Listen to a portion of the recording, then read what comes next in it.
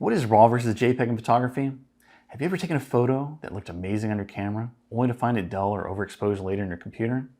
Chances are the problem wasn't your camera, it might be your file format. And understanding the difference between RAW and JPEG could change the way you shoot forever. So let's break it down simply.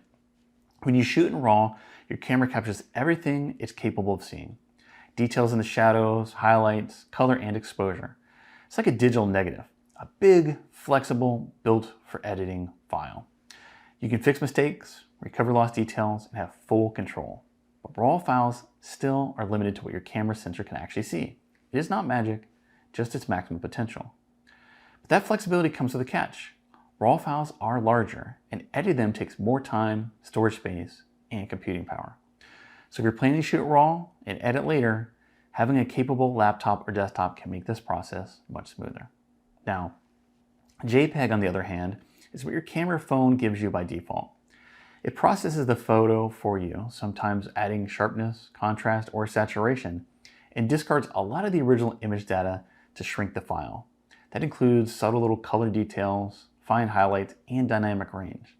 And once it's gone, you can't recover it. And that's why heavily edited JPEGs often look like they have huge losses of quality and weird color shifts. So when should you shoot RAW? If you're a photographer who's photographing weddings or at a once-in-a-lifetime event, or anything where detail matters, go RAW. If you plan to edit your photos professionally or just unsure about lighting situations and settings, RAW gives you a safety net. Just remember, you'll want a system that can handle those larger files. When is JPEG better? Well, when you need speed and simplicity, like travel snapshots, social media, and just everyday moments.